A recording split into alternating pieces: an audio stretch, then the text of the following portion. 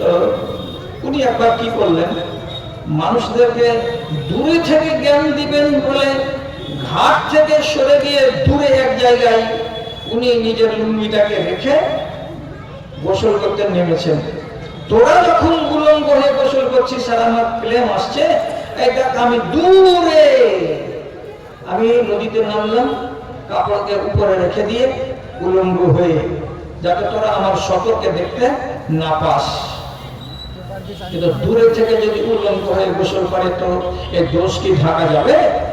আল্লাহ তাআলা বলছেন আমার নবীকে আমি মুক্ত করে দেব আইব থেকে, ত্রুটি থেকে, দোষ থেকে। তো কেমন করে করব?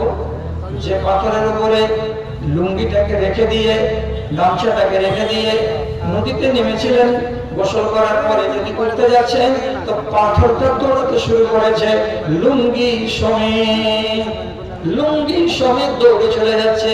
আর নবী মুসা পাথরের পেছনে পেছনে দৌড়াচ্ছে উলঙ্গ হয়ে, আর বারে বারে বলছেন হাজিয়া সৌবি এ হাজারো, সৌবি এ হাজারো, এ পাথর আমার কাপড়খানা থেকে গেল, এ পাথর আমার কাপড়খানা রেখে দে, এ পাথর আমার কাপড় নিয়ে দৌড়াবি না।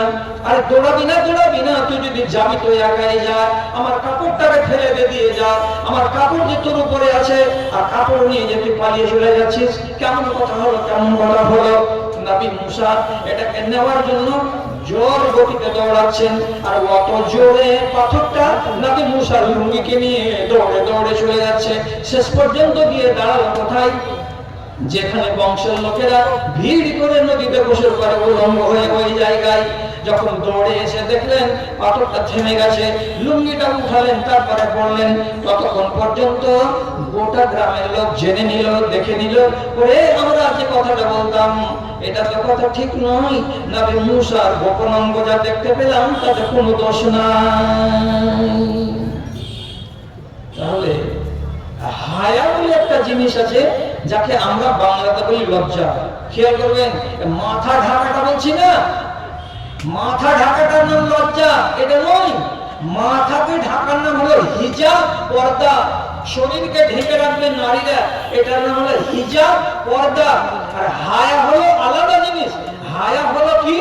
হায়ার মানে হলো নিজের ভেতরে একটা লজ্জা বোধ করা, নিজের ভেতরে খারাপ পরিণাম হতে পারে এই ভেবে নিজেকে সংযত করা।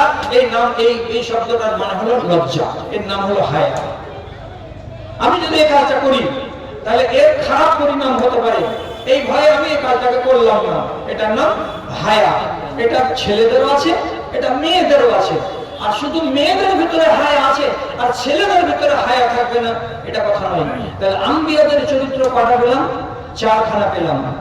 এর বাইরে যদি আপনি যান, আপনি যদি হায়া না করেন, তো হায়া না করলে কি হবে? রাসূলুল্লাহ বলছেন তুমি যদি হায়া না করো তো তোমার মনে যা লাগে তাই করো। কত সুন্দর হাদিস, ইজা লাম তাস্তাহি ফাসনা মা শিতা। তোমার যদি হায়া না থাকে, তোমার যদি শরম না থাকে, তোমার যদি লজ্জা না থাকে, তো তোমার মনে যা লাগে তাই করো। এর মানে কি? তোমার তো হায়াই নেই। এখন এতটি লোকের ভিড়ে তোমার স্ত্রীকে নিয়ে চলছো, তো লোকের ভিড়ে স্ত্রীর ঘাড়ে হাত দিয়ে যদি তুমি চলো তো লোক কি বলবে? এই ছেলে এটা কি ব্যবহার করছো তুমি? তো আপনি তখন কি বলবেন? কি হলো?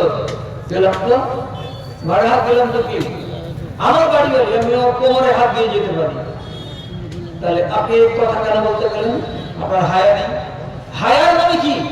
এইভাবে চলতে গেলে পরে আমার যে সমালোচনা হবে, অমুকের বেটা কালকে বিকাল বেলায় স্ত্রীকে সাথে নিয়ে এইভাবে চলছিল, আপনার বদনাম হবেন।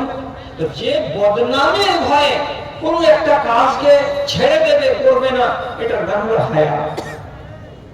জি, তাহলে হায়াটা নারীর ভেতরেও থাকবে।